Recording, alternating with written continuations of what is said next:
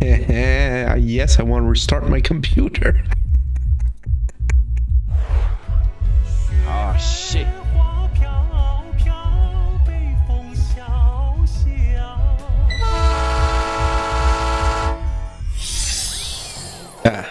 Lego Loco, the second Lego game by Lego Media. Comes right after Lego Island 1, where you play the role of Pepperoni, the pizza delivery boy on the island, delivering hot spicy pizzas to every location, including the jail where the Brickster resides. Then use the hot spicy pizza to break free from jail and go on a wild goose chase all throughout the island. And the little boy is then given the keys to the police helicopter to chase him down with donuts and pizzas. Lego decided to go to a more classic standard approach of making games for their certain titles. A sandbox game. Usually sandbox games are actually a pretty damn good idea, especially when you consider the demographic of a Lego game, which will be usually very young boys, but you know, eventually grow old, and also usually stupid enough to go 25 years later and make a review of that game. Now, if we talk only about the core gaming loop of the game, it's not that great. You got one screen, you got a little toolbox with many parts you can put in, and you can load in different maps. But if this was 1998, Horatio's just a little 7 years old boy, I could still have hundreds of hours of gameplay out of this game. For real, man. I would have no issues playing that every single day of my life. Non-stop, day after day, doing the same little thing every day. This is the very definition of fun and pleasure in my book. But as you grow older and you lose patience to do stupid things around, you don't want to spend hundreds of hours just laying down tiles for your roads and trains. So you just skip all of that and load one of the pre-mades. You can control the trains a bit, tell them to go forward, back, create new ones, but that's pretty much it with the customization of the train. You know, when the game is titled Lego Loco, I expected a lot more on the locomotive sides. It just didn't pan out as I was expecting it to. At the same time, it's 25 years old sandbox game, so I don't know what I was expecting at all, but there is something that surprised me a lot. Pretty much all the buildings in the game will have a little bit of interactivity with them. When you right click on them, you'll get a little soundbite to add some special effect and feeling in the game. And you have the train depot where you can create new trains and launch them out. But my favorite part is the post office. Okay, it's buggy a bit, but you know, it's a 25 years old game, so we gotta deal and expect little bugs and delays going on. Gives us a very different perspective from the rest of the game. Now we're inside the building, seeing Lego figurines up close, and we can create postcards. Yes, postcards that you can then print and send in the mail, so it can go onto a train and probably get stolen. Let's be frank, we're 2022 after all. But since you're the outside of that, this is pretty much what the game is, right? This is a little sandbox for young kids to play and fool around, making postcard cards and printing them out, all while having sound bites, ding dong and bing bang going on all the time. But all of the elements combined still come and tickles my little nostalgic feeling.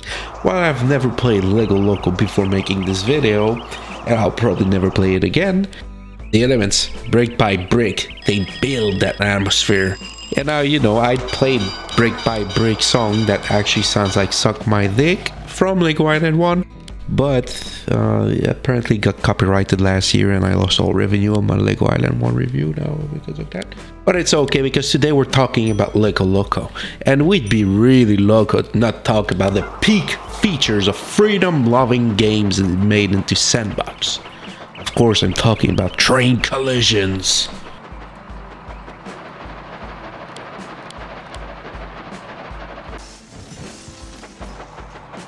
Okay, now I've got to admit, the game really isn't that great, and making a review of it is a bit foolish because there ain't much. It's just exploration. You've got to click thing, press thing around, and you finally end up discovering new features, new combination, new techniques that merge and bind together in creating a cohesive gameplay for you. And this is what all games should be striving to be like.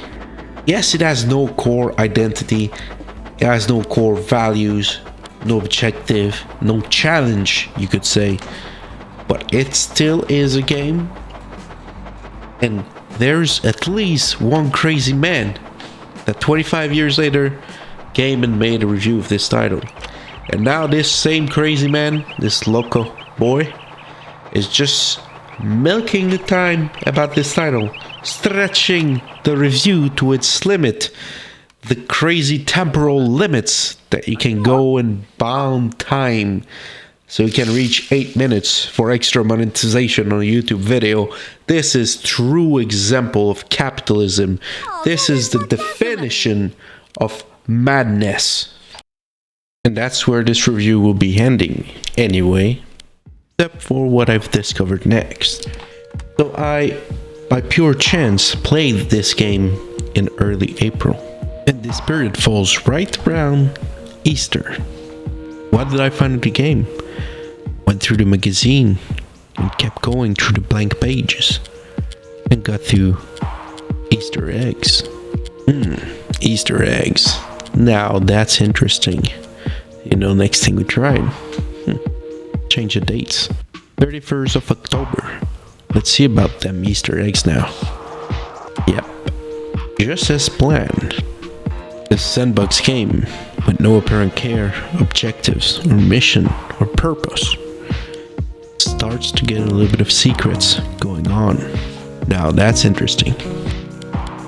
Now you do a bit of Google researches on LEGO LOCO and you'll eventually end up on the Rock Raider forum, where they discuss about these special Easter eggs. And you learn a couple that could be cool to show off in a video. First would be the robot. And we got the launch pads. No, I understand there's some weird conditioning going on in this game, but the launch pads are really for launching shuttles into space. But it's not really clear how you actually launch the shuttle. Some people say you need to wait for some volcano explosions. Other people say it's just some voodoo dark magic. And some other claim you just need some people walking around and will shoot to the sky. I don't know what really happened, but eventually that little baby just took off.